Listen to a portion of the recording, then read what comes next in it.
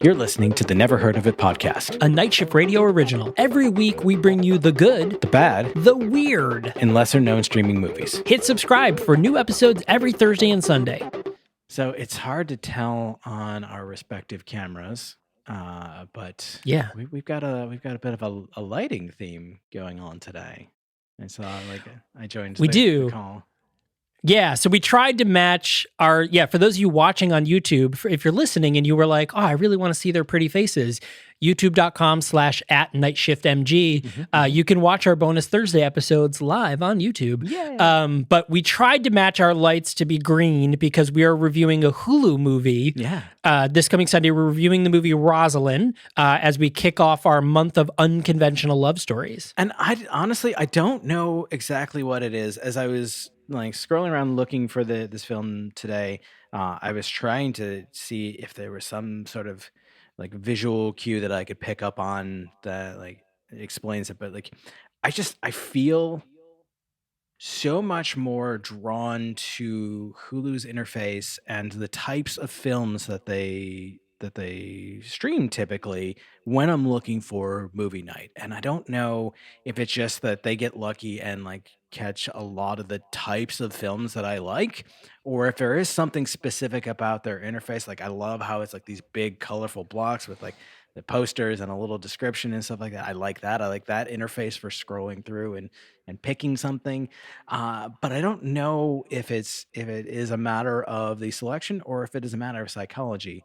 But something about that green also. And I don't even particularly feel drawn to green as a color, but something about that. I think there's probably some science behind it. There's got to be something that it just clicks in your brain, the UI just clicks and everything looks nice. What device, what streaming device are you using to view Hulu? So we typically use the Chromecast with Google TV streaming device. So Google's little streaming dongle that they released a couple years ago, which I'm curious to see if they do another revision or if that's another thing that they're just just kidding, we're not going to do that anymore. I don't know what you're talking about. I've never heard of that device before. I will also on occasion watch on my iPad, which I'll note is a pretty much Hulu gives a pretty consistent user experience across the web and various apps on various streaming platforms. And I will give them Max a lot of I guess less and less as time goes on, but for a long time in particular, a lot of different services had a very dramatically different experience across devices. But Hulu, I feel has been pretty consistent for a long time. And maybe that's another thing that's made me feel drawn to it, is I know my way around no matter which app I'm on. There is I've noticed this recently with the big streaming apps. So HBO Max, Hulu, Amazon Prime, Peacock to a degree, all have the same sort of left sidebar, left sidebar thing. They're the new things, the things you were just watching, and then they're all kind of structurally formatted roughly the same. And to a degree, Netflix is also kind of structured that way. I do actually like Netflix's long Rolodex version of being able to see things. My complaint with Hulu is that I feel I never can find a thing to watch on the home screen. I feel I have to do too much digging to find something because there's so many here's all the sports and all the live channels and all the other things. And I'm but what if I wanted to watch a movie? You're just showing me the same three movies over and over and over again. I feel I can't find a long list quickly enough, at least on Apple TV. I think that's a reasonably fair concern. And I find that experience on most other streaming services. And I think it goes back to, I've spent enough time with Hulu at this point that it knows me well enough to suggest things that I actually can just scroll through the homepage and be that looks cool, and watch it. And that's how we end up finding things like Rosalind, and even a lot of the shows we watch tend to be on Hulu. And that I think is as much a product of, they've got a lot of the Fox animation and things like that. So we watch Bob's Burgers in the Great North, or we'll watch cooking shows, and Hulu has a good selection of cooking shows. We've been watching this season of Hell's Kitchen, which is funny because Gordon Ramsay annoys the shit out of me, but also it's a train wreck that I can't look away from.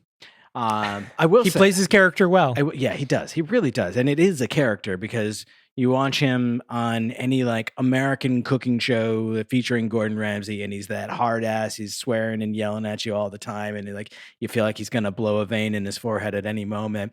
But then you watch him on like MasterChef Junior, or just like at home with his kids, and he is just the gentlest, kindest, most paternal like person. And I'm like, which one's the character, Gordon? Well, that's even like his TikToks. Like you'll see he'll like duet people with their creations, and it'll be like, oh, that was a good try. That was a really good try. Like he's very encouraging. Yeah. Like, oh, good for you. You did it. We're normally be like, what is this bullshit? Like throwing plates and stuff like that. It's a character. It was a great character. I like that version of Gordon, and I will say to his credit, in at least in this season of Hell's Kitchen, he does both. Like he will just absolutely rip people apart for like repeatedly making stupid mistakes, which I kind of get that, like at a competition level like that, when you're like the top prize is to be the executive chef at a really well-known restaurant, like you kind of have to bring the best. And when you're not and you're doing it repeatedly, that's kind of disappointing. Although I wish for they didn't have to go for the drama. I wish they could just like, you're a fuck up, you need to go home, rather than stringing people along for weeks because it's good TV. I get it. I really do. But I wish it could be otherwise. But then there's other times when he just like steps back and he's like, wow, wow, that's a beautiful dish. And it's like, or it's like, he sees someone struggling and goes over and like encouraging them, rather than just laying into them. So you see both, which again makes me wonder, which one is the character, Gordon? Which is the role you're playing and which is you, or are they both fake? Man, wouldn't that be weird if like he's a secret third thing? He's a secret third thing where he's like, I don't even like cooking. I hate cooking. This is cooking. I'm a bird watcher. Like I don't even. Which would be really interesting. So in circling back, one of the things that I do like that Hulu does, that Tubi also does, is it says, hey, if you liked that, you might like this. True. And it was something that Netflix used to do. And I think it's such a stupid thing for them to not do it anymore, because why wouldn't you want to keep me on your site as long as possible? So if you suggest a movie and then it's like, oh, I'll just watch this thing next because look, you just gave me another option to watch instead of pushing like a very specific thing. That's going to keep people on your platform longer. I feel like it's a home run. What I don't like is when they just try to autoplay something. Tubi does this, Hulu Netflix does it. Like, Netflix does it. Like, oh, you finished watching this show, so we're just going to go ahead and pick another show for you. Or you finished this movie, like, you watched, and like Tubi is bad at this. You watched the trailer for this movie, so we're just automatically going to play the movie. Like, no, I specifically selected the trailer because I wanted to know what it was about. And now that I've seen how horrible it is, because I'm on Tubi and I know what to expect, I don't want to watch this right now. Maybe later. This, you've figured me out at this point, Tubi. You know I'm going to watch it. Just fucking leave me alone and let me do it in my own time. It's just like, I know what's happening, but I'm still going to complain the whole time. Yeah, fine, but I'll complain about it the whole time. Speaking of Bob's Burgers, catching up on shows. Speaking of good shows, The Last of Us. Holy shit.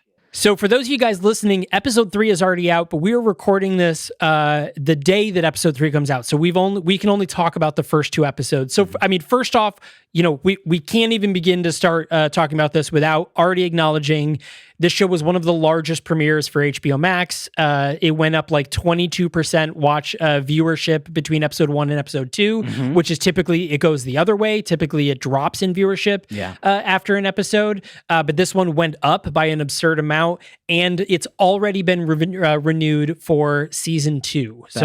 Or they're referring to it as part 2. But there's a new season. That makes sense, though, because if I remember correctly, the games were The Last of Us Part 1 and The Last of Us Part 2, yeah? Correct. Yep. And the reason that little bit of trivia is so fresh in my mind is because I stumbled across on YouTube, someone stitched together all of the cutscenes and like various like important pieces of dialogue that like actually like stop the game and present you information sort of thing, into a roughly 3-hour feature film of The Last of Us Part 1, the game. And so I watched that in its entirety. So now I know how the game ends without having to go through the stress of playing it, because it looks like a very stressful game. Let's be honest. I know how it ends now. But more importantly, I know, like, I had been told, I had heard but now I know definitively myself firsthand how true to this game the story of the series is. And like, holy shit, sometimes it is essentially frame for frame. I've seen a few TikToks already where it shows a cut scene from the game and then the live action one where it is literally like it is frame for frame. Like they move the same way, they speak in the same cadence. Like it is pretty spot on. And this is again another one of those things where it's like Halo.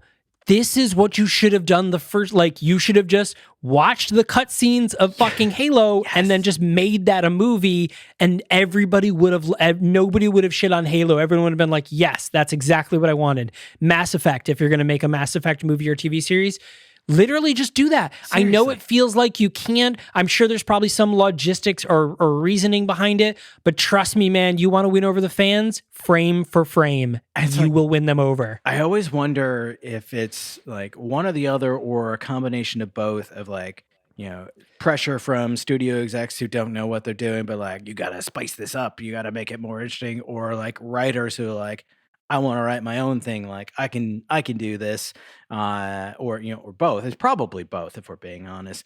But it's like every time I see this happen, I feel just like, why? Why didn't you had the story? You had the story and it was good. Like it would be one thing if people liked the game, but were like, the story's lacking. It could be really like fleshed out more. And there are plenty of games that are like that, I'm sure. I know that there are games like that. But when you have a game that is known for its story that people love, fucking lean into it. And the writers of The Last of Us did that. And they did it just, I mean, obviously we are only 2 episodes in.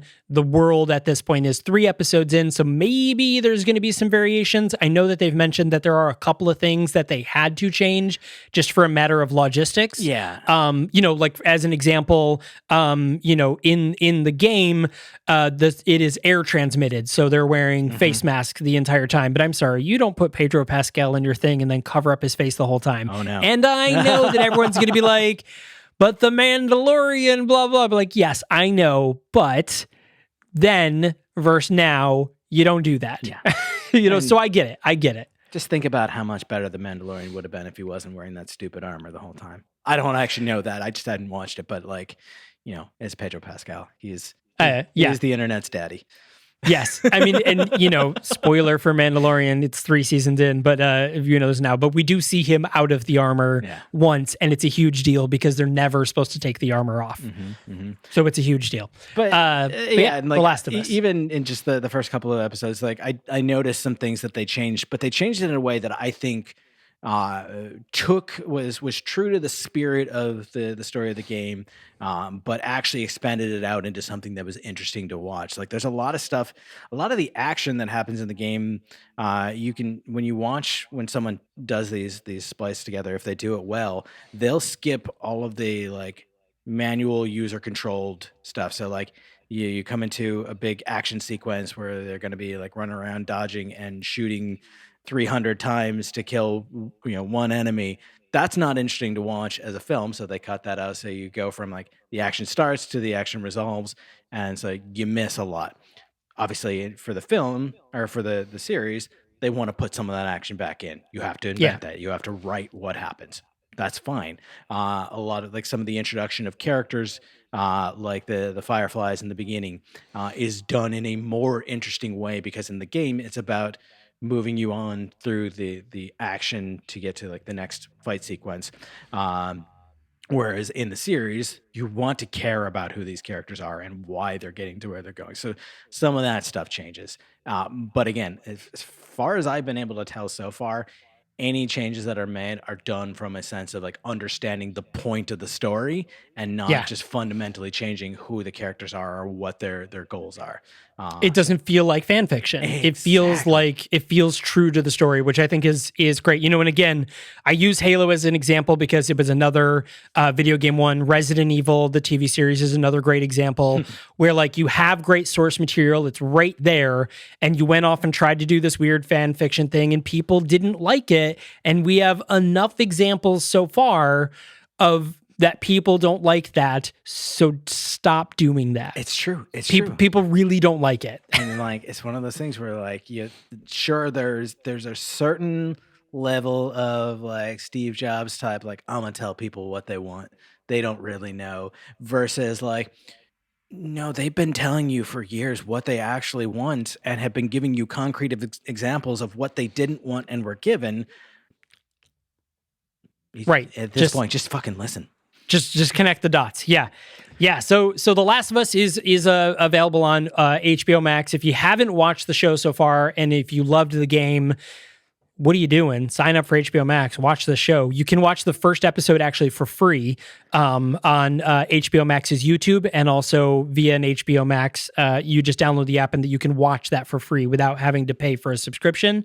But it'll get you hooked, and you'll want to watch the rest of the series. And while you're waiting for the next episode to come out, you can go back and watch all 3 seasons of His Dark Materials. You can catch up on the British version of Ghost. There's a lot of stuff on there that Yeah. you can watch. I mean, Lizzo had a special recently that's on there.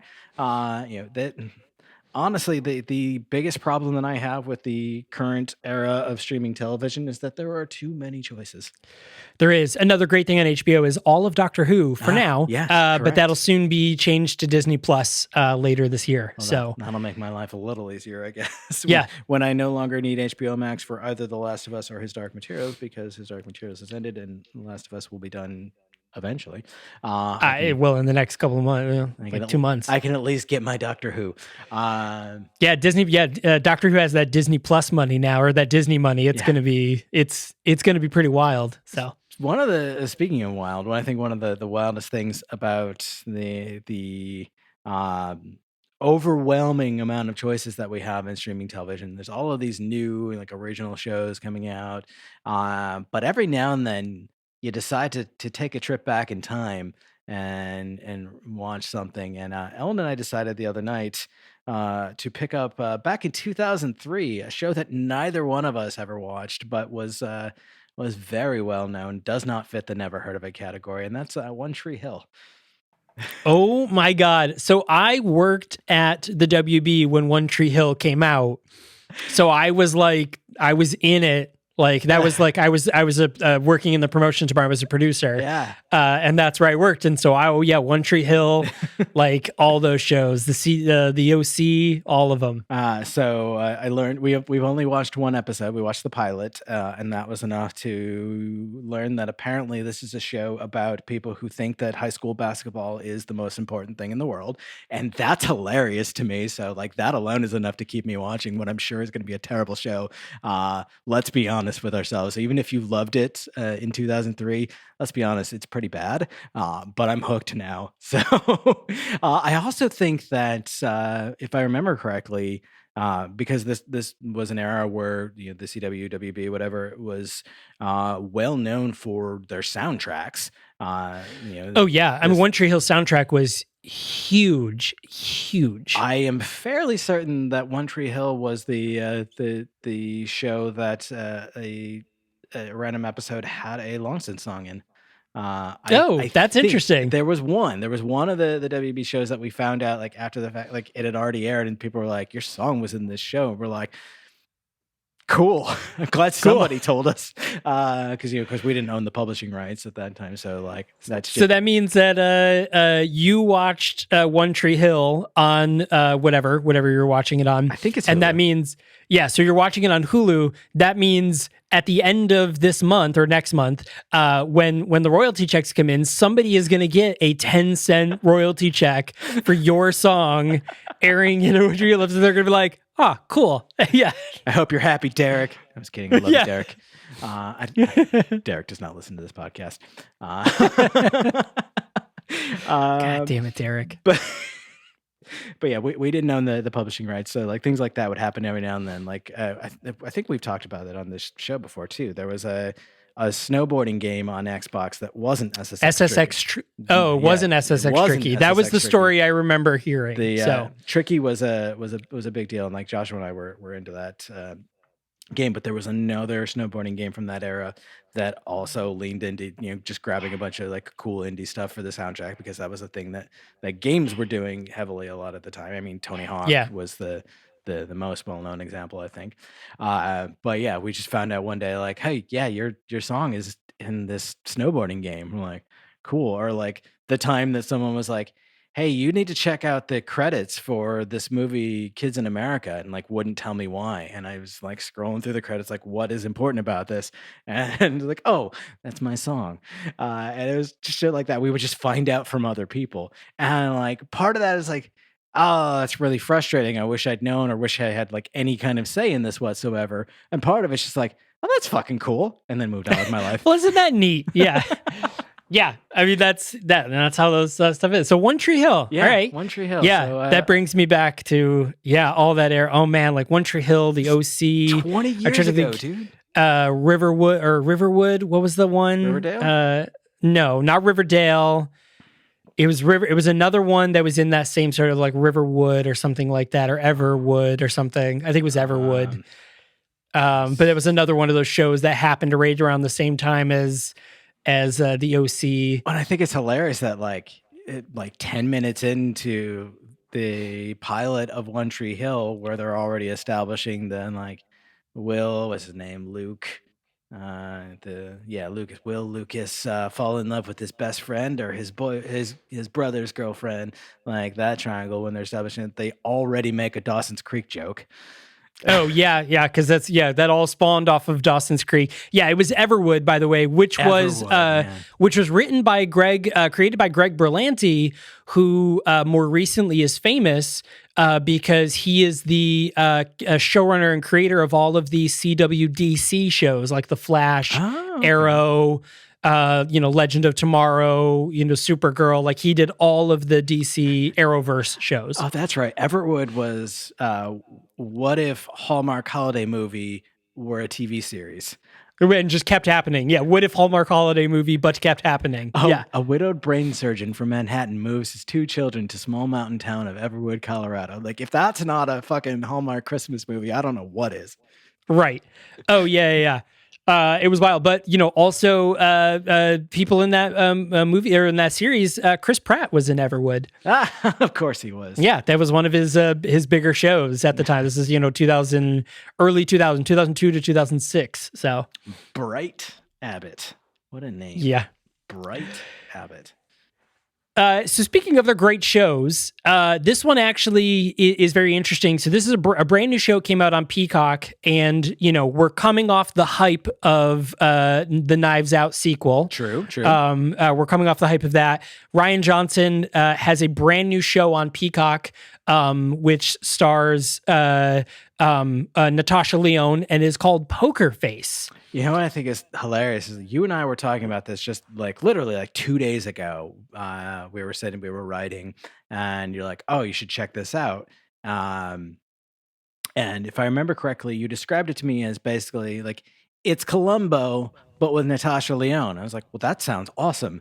It is literally what it is. The very next day, I was having a conversation with some other mutual friends, and one of them was like, "Hey, you like Columbo," speaking to our other friend. And I was like, "Have you checked out this show?" And I was like, "That's hilarious. The timing of it." is very interesting. Yeah. It is. I mean, it is that. It is exactly what it is. So the story is Natasha Lyonne, plays this character Charlie, who she is basically like a human lie detector. So she knows when people are lying, and her like catchphrases whenever somebody lies, she goes bullshit. And it's great and it's hilarious. But basically, the show starts off as that she, of course, works at a casino. She got busted for, basically, running casinos dry. And the casino head guy was basically like, look, you have 2 options. Stop gambling and come work for me, or I kill you. Pick one. Oh. And she was like, well, I guess I'm just going to work for you. That seems like a pretty straightforward choice. It seems like a very easy choice. So she ends up working for the casino. She's just like a waitress or something in the casino. and no more gambling. She ends up getting tied up with the casino owner's son, not like romantically, but like the son ropes her into a deal where he's trying to catch, to like have her scam out, like, basically poker out a scam for like $1 million. A bunch of people die. So now she's off on the run and she keeps running into these small town like murders and getting tangled up in them and then like solving the crime. And here's the thing. So the first 4 episodes, well, as of now, there's like five episodes out. But the first 4 episodes dropped all at once. And then weekly, every Thursday, a brand new episode comes out. So today, if you're listening to this episode when it came out, a brand new episode is out. This is not a show to binge, I don't think. I think you could binge it, just like it just running. But this isn't a show that you binge because it is very formulaic. Mm-hmm. She stumbles into town, a murder happens, she solves the murder. It's very fun and quirky. But I watched 3 of the first 4 episodes and I was like, I love this show so much, but I don't want to watch it all in one sitting. I want to throw this on every couple of days and watch an episode because it's just cool. There is a reason I think that shows like that worked really well in the, shall we say, the prime era of traditional network television. Like, we mentioned Columbo, Murder, She Wrote, Matlock. You referenced Matlock when you were telling me about the show. I loved Murder, She Wrote. I loved Matlock. Those shows worked really well airing 1 episode a week. Because you had enough time, like you knew, like, I don't know what nights. Let's say it's Tuesday nights at 8, Matlock's on. So Tuesday night you sit down, you watch your Matlock, you're like, what's he gonna get into this time? How is he gonna solve this one? And he fucking does it, and you're like, I knew he could do it. And then you wait the next week and oh, it's Tuesday, it's Matlock, and you get into it again. But like you have that break in between, so you don't feel the repetition and the formulaicness as much as you do when you try to watch them back to back to back to back. Binging really works well in an era where television is written in these like broad story arcs. That's why some shows from that era still work really well. Like I think, like if I go back and watch Star Trek, you've got enough of a broad story arc sweeping across the entire show, but each episode is different enough that it's easy to just kind of sit and get lost in any of those series. But these like murder of the week sort of things, like you need a little time between. Totally. And I think this show is better for that. And it's great. I cannot recommend it highly enough. If you liked the writing of Knives Out, if you love the murder mystery thing, if you watch shows like, if you're old enough to have, watch shows like Murder, She Wrote, Columbo and those sort of things, like this is 100% up your alley. And, there is a very fun fact. So in the Knives Out Glass Onion, there is a scene where Benoit Blanc is in the tub and he has like a FaceTime up and he's FaceTiming Natasha Lyonne and Angela Lansbury. Natasha Lyonne was on the set of Poker Face while that was happening. Amazing. She was actually in costume for Poker Face when she filmed that cameo for this. So I think that's also a really cool, like fun little Easter egg for Knives Out, a Glass Onion. But it is very much that. It is the solve the murder. One thing that this show so far, at least in the episodes I've watched, has done that I think is really interesting is that it shows you who the killer is first. Oh. So like, how it's going to end. The fun of it is how does she solve it? Yeah. It's not her figuring out the crime. You know exactly who the killer is at the beginning of the episode. Most of the time the episode starts with the murder happening and then you see her stumble into it. So I think that's really interesting because it is about the like, how is she gonna figure out like, oh, she did with the camera and the thing, like that's what makes the show so interesting. What's really clever about that is it allows the people who want to sit and like puzzle through and like experience the entire mystery to do that without the person sitting next to them like constantly being like, oh, it's me. It was the doctor.